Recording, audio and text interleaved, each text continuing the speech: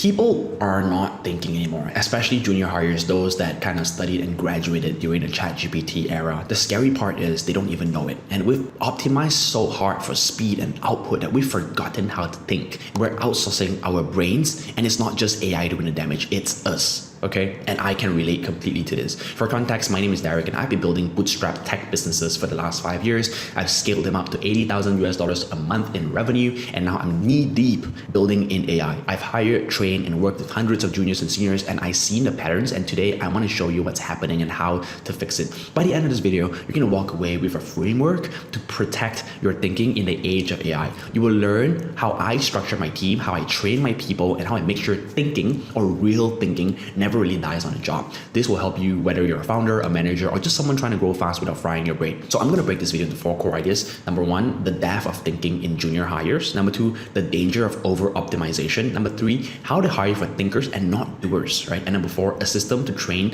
thinking back into your team and yourself, right? You always think thinking is something small, but no, thinking is a skill. So let's go. Let's talk about the death of thinking in junior hires. Let me paint you a picture. I asked one of our junior hires to evaluate 2 AI tools and pick the better one for writing code emails. They came back with, okay, tool A has more features, tool B is more popular. So I choose, tool B, and they gave me some ChatGPT summary of both, right? No testing, no metrics, no first principles reasoning, no thinking. They don't analyze information. They don't go cost benefit analysis. They don't give me anything like that, right? And this is happening everywhere. Juniors are trained to look for answers, not to create them. Why? Because schools taught memorization, not problem solving. And now tools like ChatGPT let them skip the thinking process entirely, right? Look, I'm all about speed, but if someone cannot explain to me why they're doing what they're doing, they're not growing, they're not productive. They're just copy pasting themselves into mediocrity. And here's the real risk. If you don't catch this early, your entire team becomes a glorified assembly line, becomes a glorified ChatGPT prompter. Yes, they may be able to ship really fast, but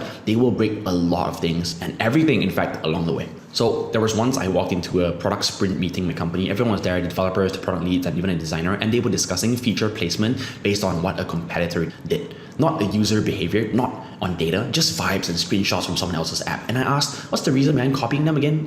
Why are we doing this, right? My motto at the company is literally innovate or die, right? If there's a reason, if someone's doing something good, copy the shit out of it, right? But understand and have your own hypothesis or your own first principles reasoning in terms of why you're copying them, right? Not just because, oh yeah, they're doing it, so I have to copy it, right? So this is when I realized thinking is not automatic. You have to train it. The next part I want to talk about is the danger of over-optimization. We live in this world of templates and tricks and hacks, right? Think about swipe files and prompt libraries and top 10 growth strategies. But let me tell you this, right? If everyone's using the same tactics, none of them can become differentiators. Here's what I realized. Speed without thought is just noise, and optimization without understanding is just laziness in disguise. You're just copying stuff. There's no way you can stand out if you're just copying stuff. So we've built systems that prioritize action over intention. So here's what I do. I ask myself and my team, why are we doing this? Literally every week we use a tool, we use Loom to record 3-minute breakdowns explaining the thinking behind every decision made so everyone understands, right? Not just the what, not just the how, but the why. It forces you to have clarity. It kills shallow thinking, and it teaches people how to go deep and to communicate reasoning,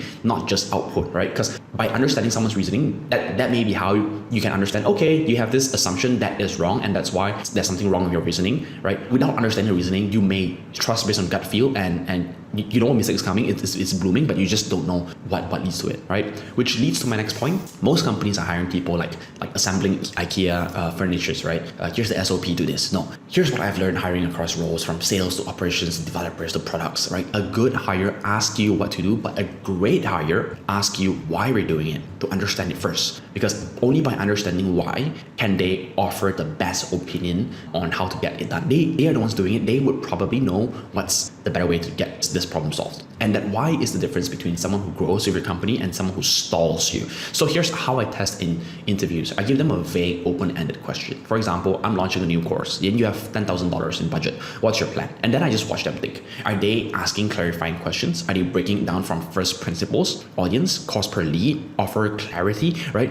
If they jump straight to tactics like Facebook ads or hire an agency, that's a red flag. Real thinkers will need to start from the ground up. So a study from McKinsey found that companies who foster critical thinking in their workforce outperform others in innovation and revenue growth. It's not just fluffy leadership talk. This is backed by real results. So next will be then understanding how do you build thinkers. So here's the exact system that I use, and this is something that I actively do in my company today. Number one, you gotta teach first principles thinking. No, many people, everyone goes through a different upbringing, and we have, staffs from 7 different countries. So obviously there will be cultural differences and different educational backgrounds, right? So some people may struggle a little bit when it comes to first principles thinking, and that's fine. It's something that you can teach, and as a leader in the company, you should share, right? And you should also improve yourself in your ability to think from a first principles perspective. So start by breaking problems down to the root. Example, we're not trying to get more leads. We're trying to match a message to a market that wants it enough to give us their time or their money. Because if we can find that, we will get more leads, okay? That reframe instantly will open up new possibilities, right?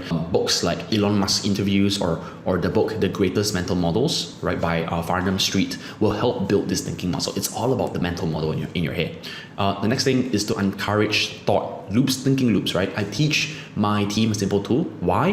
What if, then what? Why are we doing this? And what if we don't? Then what happens? It forces them to forecast consequences and weigh decisions. The third will be shadowing and debriefing. Have juniors shadow a senior and then explain back what they observed, not just what happened, but why they think things were done that way. So it prompts them to think, right? This builds metacognition about thinking about thinking. That's metacognition, basically. Next thing, never write SOPs without a context, because otherwise you'll be building a workforce of robots. If you're building a workforce of robots, might as well use robots to get it done anyways, right? So if you're not using robots, you're working with humans, then never give SOPs without context. And this is big because every SOP, standard operating procedure, in my company comes with a 1 to 2 minute Loom video explaining the reasoning, because I don't want robots. I want thinking machines with judgments. Okay, look, ChatGPT can write emails, it can generate ideas, but you know what it can't do? It cannot take responsibility when your strategy burns $10,000 on ads and no one signs up. That's on you, right? That's why you need to delegate it to someone to hold them accountable for it. That's why we thinkers and not just prompt engineers. Okay, so to tie it together, here's what we've covered. Why most junior hires don't think today. They just do. Over optimization kills curiosity and creativity.